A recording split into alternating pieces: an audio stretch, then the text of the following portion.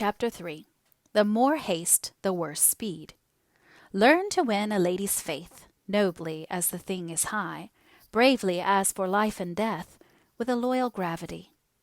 Lead her from the festive boards, point her to the starry skies, guard her by your truthful words, pure from courtship's flatteries.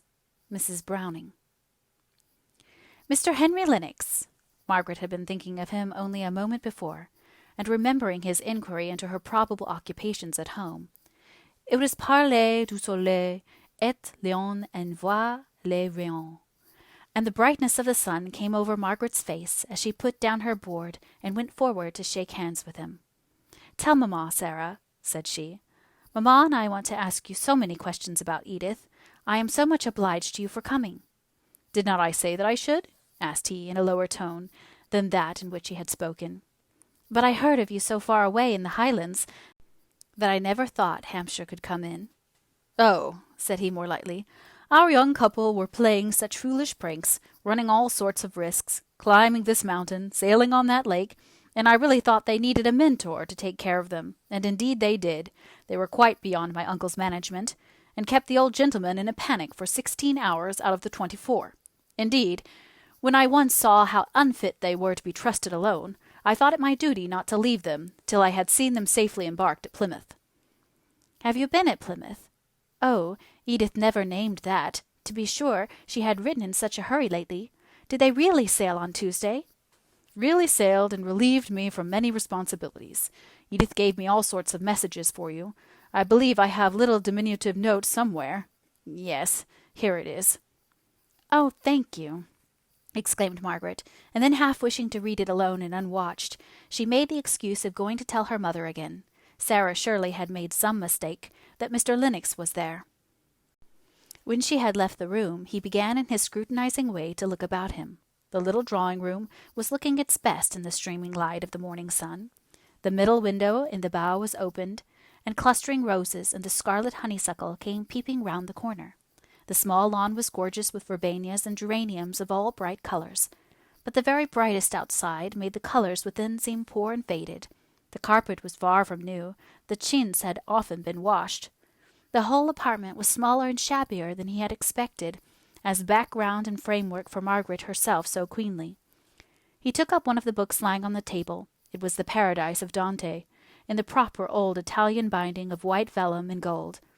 By it lay a dictionary, and some words copied out in Margaret's handwriting. They were a dull list of words, but somehow he liked looking at them. He put them down with a sigh. "The living is evidently as small as she said. It seems strange, for the Beardsfords belong to a good family." Margaret meanwhile had found her mother.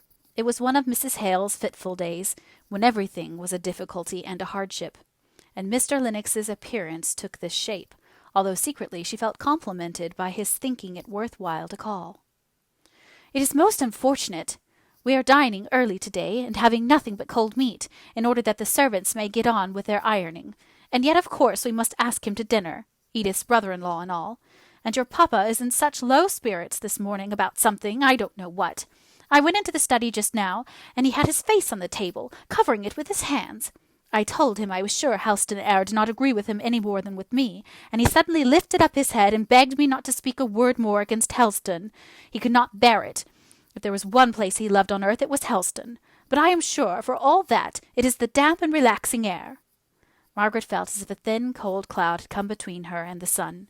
She had listened patiently, in hopes that it might be some relief to her mother to unburden herself. But now it was time to draw her back to Mr. Lennox. "Papa likes Mr. Lennox. They got on together famously at the wedding breakfast. I dare say his coming will do papa good. And never mind the dinner, dear mamma. Cold meat will do capitally for a lunch, which is the light in which Mr. Lennox will most likely look upon a 2 o'clock dinner." "But what are we to do with him till then? It's only 10:30 now." "I'll ask him to go out sketching with me. I know he draws, and that will take him out of your way, mamma. Only do come in now. He will think it so strange if you don't." Mrs. Hale took off her black silk apron and smoothed her face. She looked a very pretty ladylike woman, as she greeted Mr. Lennox with the cordiality due to one who was almost a relation. He evidently expected to be asked to spend the day, and accepted the invitation with a glad readiness that made Mrs. Hale wish she could add something to the cold beef. He was pleased with everything, delighted with Margaret's idea of going out sketching together, would not have Mr. Hale disturbed for the world with the prospect of so soon meeting him at dinner. Margaret brought out her drawing materials for him to choose from, and after the paper and brushes had been duly selected, the two set out in the merriest spirits in the world. "Now, please, just stop here for a minute or two," said Margaret. "These are the cottages that haunt me so during the rainy fortnight, reproaching me for not having sketched them." "Before they tumbled down and were no more seen. Truly, if they are to be sketched, and they are very picturesque, we had better not put it off till next year. But where shall we sit?" "Oh, you might have come straight from chambers in the Temple, instead of having been 2 months in the Highlands. Look at this beautiful trunk of a tree, where the woodcutters have just the right place for the light. I will put my plaid over it, and it will be a regular forest throne." "With your feet in that puddle for a regal footstool. Stay, I will move, and then you can come nearer this way. Who lives in these cottages?" "They were built by squatters 50 or 60 years ago. One is uninhabited. The foresters are going to take it down as soon as the other is dead, poor old fellow. Look, there he is. I must go and speak to him. He is so deaf, you will hear all our secrets." The old man stood bareheaded in the sun, leaning on his stick at the front of his cottage. His stiff features relaxed into a slow smile as Margaret went up and spoke to him. Mr. Lennox hastily introduced the two figures into his sketch, and finished up the landscape with a subordinate reference to them, as Margaret perceived. When the time came for getting up, putting away water and scraps of paper, and exhibiting to each other their sketches, she laughed and blushed. Mr. Lennox watched her countenance. "Now, I call that treacherous," said she. "I little thought that you were making old Isaac and me into subjects when you told me to ask him the history of these cottages. It was irresistible. You can't know how strong a temptation it was. I hardly dare tell you how much I shall like this sketch." He was not quite sure whether she heard this latter sentence before she went to the brook to wash her palette. She came back rather flushed, but looking perfectly innocent and unconscious. He was glad of it, for the speech had slipped from him unaware, a rare thing in the case of a man who premeditated his actions so much as Henry Lennox. The aspect of home was all right and bright when they reached it. The clouds on her mother's brow had cleared off under the propitious influence of a brace of carp, most opportunely presented by a neighbor. Mr. Hale had returned from his morning's round, and was awaiting his visitor just outside the wicket gate that led into the garden. He looked a complete gentleman in his rather threadbare coat and well-worn hat. Margaret was proud of her father. She had always a fresh and tender pride in seeing how favorably he impressed every stranger. Still her quick eye sought over his face and found there traces of some unusual disturbance, which was only put aside, not cleared away. Mr. Hale asked to look at their sketches. "I think you have made the tints on the thatch too dark, have you not?" as he returned Margaret's to her, and held out his hand for Mr. Lennox's, which was withheld from him one moment, no more. "No, papa, I don't think I have. The house leek and stone crop have grown so much darker in the rain." "Is it not like, papa?" said she, peeping over his shoulder as he looked at the figures in Mr. Lennox's drawing. "Yes, very like. Your figure and way of holding yourself is capital, and it is just poor old Isaac's stiff way of stooping his long rheumatic back. What is this hanging from the branch of the tree? Not a bird's nest, surely?" "Oh, no, that is my bonnet. I never can draw with my bonnet on. It makes my head so hot. I wonder if I could manage figures. There are so many people about here whom I should like to sketch." "I should say that a likeness you very much wish to take you would always succeed in," said Mr. Lennox. "I have great faith in the power of will. I think myself I have succeeded pretty well in yours." Mr. Hale had preceded them into the house, while Margaret was lingering to pluck some roses, with which to adorn her morning gown for dinner. "A regular London girl would understand the implied meaning of that speech," thought Mr. Lennox. "She would be up to looking through every speech that a young man made her for the arrière-pensée of a compliment.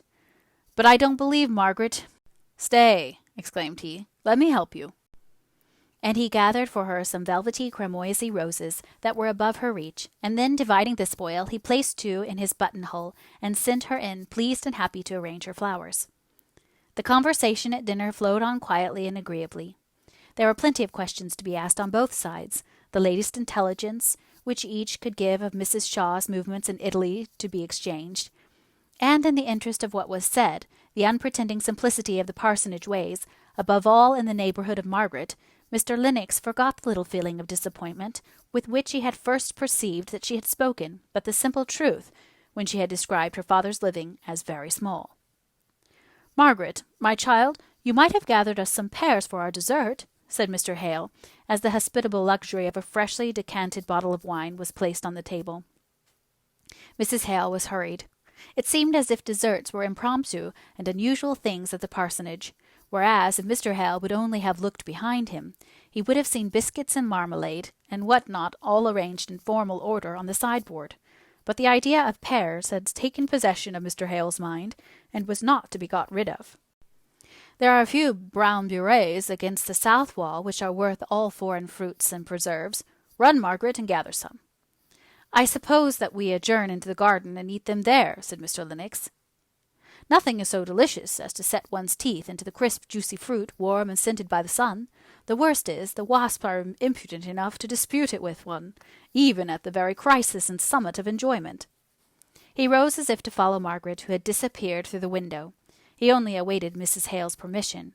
She would rather have wound up the dinner in the proper way, and with all the ceremonies which had gone on so smoothly hitherto, especially as she and Dixon had got out the finger-glasses from the store-room on purpose to be as correct as became General Shaw's widow's sister. But as Mr. Hale got up directly and prepared to accompany his guest, she could only submit. "I shall arm myself with a knife," said Mr. Hale. "The days of eating fruit so primitively as you describe are over with me. I must pare it and quarter it before I can enjoy it." Margaret made a plate for the pears out of a beetroot leaf, which threw up their brown gold colour admirably. Mr. Lennox looked more at her than at the pears.